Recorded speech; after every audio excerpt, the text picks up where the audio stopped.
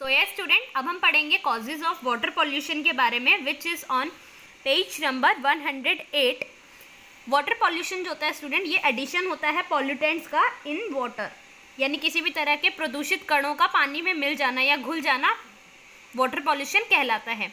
सबसे पहला जो कारण है वो है इंडस्ट्रियल वेस्ट, यानी फैक्ट्रियों से निकलने वाला हर तरह का केमिकल और टॉक्सिक वेस्ट जो होता है, जो रिवर में और लेक में जाकर मिक्सअप हो जाता है, ये पानी को बहुत ही ज़्यादा बड़े लेवल पर पॉल्यूट करता है। आपने देखा होगा फैक्ट्री से निकलने वाला गंदा पानी वो नालियों के थ्रू जाकर बड़ी बड़ी रिवर्स में और लेक्स में मिक्स हो जाता है और साफ पानी को भी गंदा कर देता है। इसके बाद जो नेक्स्ट रीज़न है that is throwing of waste. हर तरह के प्लास्टिक को या वेस्ट को, जो हम जैसे कि प्लास्टिक बैग हुए, कार्टन्स हुए, इन सब को हम रिवर्स में जो फेंकते हैं उसकी वजह से भी वाटर पॉल्यूशन होता है। जैसे कि जो आपने देखा होगा स्टूडेंट, आपके जो घर में रिलीजियस चीज़ें जो हम पूजा वगैरह करते हैं उसमें जो चीज़ें यूज़ करते हैं, जैसे फूल माला या जो भी और चीज़ें होती हैं, मिट्टी की मूर्तियाँ एंड ऑल, उन सभी को क्या करते हैं, पूजा हो जाने के बाद जाकर नदी में सिरा कर आते हैं। तो उसकी वजह से भी एक बहुत बड़े लेवल पर वाटर पॉल्यूशन क्रिएट होता है। साथ ही साथ washing clothes and bathing in reverse, reverse के सहारे पर कपड़े धोना या वहाँ पर नहाना और पॉन्ड्स में, इन सभी की वजह से भी वाटर पॉल्यूशन क्रिएट होता है, क्योंकि इससे सोप और डिटर्जेंट जो है वो वाटर बॉडीज़ में मिक्स हो जाता है और पानी को पॉल्यूट करता है। The water run off from agriculture feed at pesticide and fertilisers into river and pollute them. जो एग्रीकल्चरल फीड में जो वाटर यूज़ होता है उसमें पेस्टिसाइड्स और फर्टिलाइजर्स मिले हुए होते हैं। वही पानी जब जाकर साफ नदियों में मिलता है तो वो उस नदी को भी पॉल्यूट कर देता है। नेक्स्ट रीज़न है dumping waste in ocean pollutes water. जो हम वेस्ट को डंप कर देते हैं यानी फेंक देते हैं ओशन में, रिवर्स में, इसकी वजह से भी वाटर पॉल्यूट होता है और उसमें रहने वाले सेवरल स्पीशीज़ जो होती हैं, यानी एक्वाटिक एनिमल्स जितने भी होते हैं, उनकी डेथ का भी एक बहुत बड़ा रीज़न बन जाता है। क्योंकि कई बार जब हम जो प्लास्टिक और ये बॉटल्स वगैरह जैसी चीज़ें रिवर्स में फेंकते हैं तो क्या होता है, एक्वाटिक एनिमल्स जो उनके अंदर रहते हैं वो उसी पानी को निगल जाते हैं और वो कई बार प्लास्टिक एंड ऑल उनके गले में अटक जाती है, जिससे उनको ब्रीथिंग प्रॉब्लम होती है और वो मर जाते हैं। अब इस वाटर पॉल्यूशन के क्या इफ़ेक्ट्स हैं, यानी किस तरह के प्रभाव इसके पड़ते हैं। पॉल्यूटेड वाटर जो है वो हम सभी के लिए, साथ ही साथ प्लांट्स और एनिमल, इनके लिए भी बहुत ज़्यादा खतरनाक है। प्लांट्स मरते हैं जब वो पॉल्यूटेड वाटर उनकी रूट्स तक यानी जड़ों तक पहुंचता है। तो सिमिलरली जब एनिमल्स ऐसे पॉल्यूटेड वाटर को ड्रिंक करते हैं यानी पीते हैं तो ये उनके लिए भी हार्मफुल साबित होता है। हार्मफुल सब्सटेंसेस जो हैं स्टूडेंट, जो इस पॉल्यूटेड वाटर में प्रेजेंट होते हैं, ये अमाउंट ऑफ ऑक्सीजन जो इस पानी में होता है उसको डिक्रीज कर देता है। इसीलिए जितने भी एक्वेटिक एनिमल्स और प्लांट्स हैं वो पानी में रहने के बावजूद मर जाते हैं, क्योंकि उन्हें सफिशिएंट अमाउंट ऑफ ऑक्सीजन नहीं मिल पाता जो उनके लिए रिक्वायर्ड है। मतलब जिस पानी में आप वो रह रहे हैं, अगर वही पानी गंदा हो जाए तो उनको कितनी ज़्यादा ब्रीथिंग इशू होगी और ऑक्सीजन लेवल भी उस पानी का कम हो जाता है, जो उनकी डेथ का रीज़न बन जाता है। थर्ड पॉइंट है sometimes animals living inside water swallow the garbage. जो मैंने अभी आपको रीज़न बताया कि कई बार पानी में रहने वाले एक्वेटिक एनिमल्स क्या करते हैं, हमारे द्वारा फेंके गए गार्बेज को निगल जाते हैं, जो उनके गले में जाके चोक हो जाता है यानी फंस जाता है, अटक जाता है और इसकी वजह से उनकी डेथ हो जाती है। Polluted water lead to disease, और साथ ही साथ पॉल्यूटेड वाटर पीने से बहुत तरह की डिजीज़ यानी बीमारियाँ भी होती हैं, जैसे डायरिया और टाइफाइड। अब है प्रिवेंशन ऑफ वाटर पॉल्यूशन। इस तरह वाटर पॉल्यूशन को रोकने के लिए हमें क्या करना चाहिए। Industries should treat waste water and then release it into water bodies. जितनी भी फैक्ट्रीज और इंडस्ट्रीज हैं उन्हें पहले उस वाटर को जो उनकी फैक्ट्री से निकल रहा है उसको पहले ट्रीट करना चाहिए और उसको क्लीन करना चाहिए, उसके बाद उसको वाटर बॉडीज़ में रिलीज़ करना चाहिए।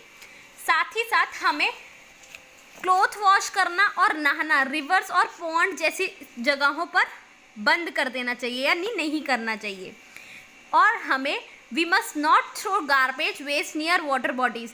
किसी भी तरह की वाटर बॉडीज़ के नियर हमें किसी भी तरह का कूड़ा नहीं फेंकना चाहिए। They get washed away into the river. अब इसके बाद हम जानेंगे स्टूडेंट प्रोटेक्टिंग द एनवायरनमेंट। हमने सभी तरह के पॉल्यूशन के बारे में जाना, whether it be air pollution, land pollution and water pollution. अब हम जानेंगे कि हम अपने एनवायरनमेंट को किस तरह से बचा सकते हैं। स्टूडेंट, एनवायरनमेंट को बचाने का सबसे मेन जो तरीका है वो है growing more and more trees, यानी ज़्यादा से ज़्यादा पेड़ पौधे लगाना। We can protect our environment by planting more trees. ज़्यादा से ज़्यादा पेड़ लगाकर हम अपने एनवायरनमेंट को बचा सकते हैं। एंड ये जो प्रोसेस होता है planting trees in area that have been deforested और have fewer trees is known as afforestation, यानी किसी ऐसे एरिया में जहाँ पहले बहुत सारे पेड़ों की कटाई की गई थी एक साथ, उसी जगह पर दोबारा बहुत सारे पेड़ों को एक साथ लगाना, इसे अफॉरेस्टेशन कहते हैं। जैसे बहुत सारे पेड़ों को एक साथ काटना डिफॉरेस्टेशन कहलाता है, वैसे ही बहुत सारे पेड़ों को उसी जगह पर दोबारा लगाना एफॉरेस्टेशन कहा जाता है। It help in preserving the habitat of animals. Student, ये जो ट्रीज़ हैं ये हमारे साथ साथ एनिमल्स और बहुत सारे बर्ड्स, इंसेक्ट, इन स्पीशीज़ के लिए भी ज़रूरी है, क्योंकि ये उनका हैबिटेट है, ये उनको शेल्टर प्रोवाइड करता है। एक ट्री पर करीबन बहुत सारे प्लांट, एनिमल और इंसेक्ट डिपेंड करते हैं, क्योंकि वो उनका घर बन जाता है। It also prevent soil erosion, साथ ही साथ ये मिट्टी को बहने से भी रोकता है, सॉइल इरोजन को भी रोकता है। और हमारे जितने भी एग्जिस्टिंग फॉरेस्ट हैं and preventing them from being cut down will also help us to protect environment. जितने भी हमारे फॉरेस्ट हैं, अगर हम उन सभी को अब आगे से ये ट्राई करें कि हम कट डाउन नहीं करेंगे, तो भी हम अपने एनवायरनमेंट को प्रोटेक्ट कर सकते हैं। इसके बाद जो दूसरी चीज़ हम कर सकते हैं that is we must not throw the plastic bag in drain because they block the drain and stop the passage of water, dirty water.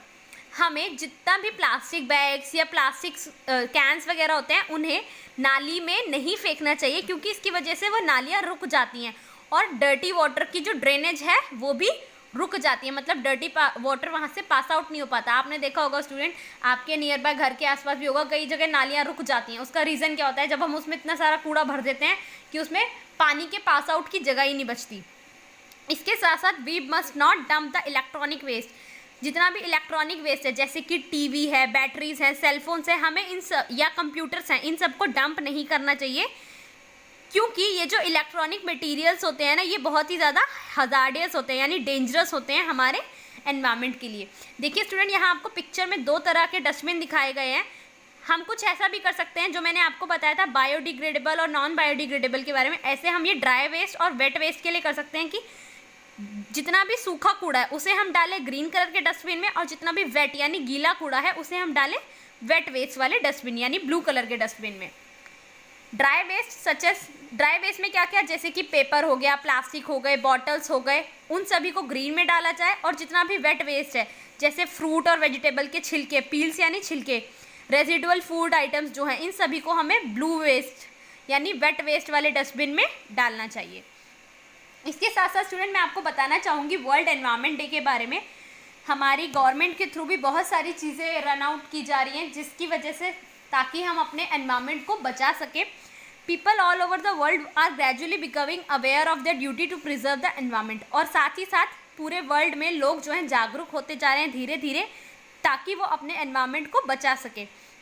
1972 में student United nation general assembly ने डिसाइड किया था एक दिन एनवायरमेंटल अवेयरनेस को create करने के लिए और लोगों को एनकरेज करने के लिए, ताकि वो अपने एनवायरनमेंट को प्रोटेक्ट करें।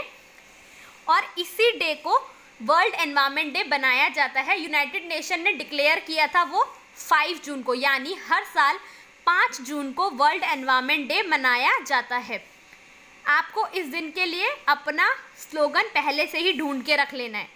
अब इसके बाद हम 3 R's के बारे में जानेंगे स्टूडेंट। ये जो 3 R's हैं ये बहुत ही ज़्यादा ज़रूरी हैं और बहुत ही ज़्यादा यूज़फुल हैं हमारे एनवायरनमेंट को प्रोटेक्ट करने के लिए।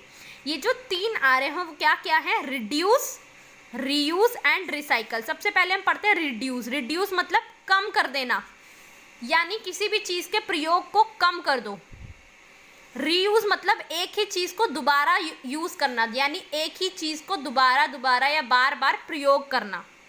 और रिसाइकल होता है किसी पुरानी चीज़ को यूज़ कर या उसको कन्वर्ट करके कुछ नई चीज़ बनाना। तो रिड्यूस, रीयूज एंड रिसाइकल, ये तीनों 3 R's शॉर्ट फॉर्म हम इसकी लिखते हैं। ये तीनों मोस्ट इफेक्टिव वे हैं जिसकी वजह से हम अपने नेचुरल रिसोर्सेज और एनवायरनमेंट को प्रोटेक्ट कर सकते हैं। सबसे पहले हमें क्या करना है, रिड्यूस क्या करना है, वेस्ट की जनरेशन, यानी सब कम, जितना हो सके कम से कम कूड़ा जनरेट कीजिए। जो चीज़ें रीयूज़ हो सकती हैं, जिन्हें हम दोबारा प्रयोग में ला सकते हैं, उन्हें दोबारा प्रयोग कीजिए, और जो चीज़ें वाकई ख़राब हो गई हैं सिर्फ उन्हीं को फेंकिए। Then we should reuse the things in different ways. एक ही चीज़ को हम अलग अलग तरह से यूज़ कर सकते हैं। जैसे मैं आपको एक एग्जाम्पल देती हूँ स्टूडेंट, कोई प्लास्टिक की बॉटल है, मान लीजिए वो ख़राब हो गई है, आप उसको अब यूज़ नहीं कर सकते, तो आप क्या कर सकते हैं, उसको बीच में से कट करके, उसको डेकोरेट करके आप उसमें एक प्लांट ग्रो कर सकते हैं, छोटा सा प्लांट लगा सकते हैं आप उसमें, या आप उसका डेकोरेट करके और अच्छे से वेस्ट मटेरियल्स यूज़ करके पेन स्टैंड बना सकते हैं। तो ऐसे ही छोटी छोटी चीज़ें या क्रिएटिविटी यूज़ करके हम इन्हीं चीज़ों को बार बार यूज़ कर सकते हैं, इसी को रीयूज़ कहा जाता है। उसके बाद हमें we should recycle the use things और यूज़ रिसाइकलेबल थिंग्स। हमें यूज थिंग को रिसाइकल कर देना, यानी किसी पुरानी चीज़ को कन्वर्ट करके नई चीज़ में बदल देना, या रिसाइकल की हुई चीज़ों को यूज़ करना चाहिए। आप इसका एग्जांपल देती हूँ स्टूडेंट, आपने देखा होगा आपके घर में जितने भी न्यूज़पेपर्स हैं वो हम बेचते नहीं हैं, उन्हें क्या करते हैं, रद्दी में बेच देते हैं कबाड़ी वाले को। वो क्या करते हैं, इसको कन्वर्ट करके न्यू पेपर बनाते हैं, इसीलिए वो इस पेपर को खरीदते हैं। कबाड़ी वाले जो होते हैं वो सारा जो वेस्ट है आपसे वो इसीलिए खरीदते हैं ताकि वो उसको किसी ना किसी तरह रिसाइकल कर सके या रीयूज़ कर सके। सो स्टूडेंट, ये हमारा चैप्टर का एंड है। आई होप आपको चैप्टर समझ आ गया होगा। नहीं आया है तो read it again and watch the video again as well. Thank you so much students.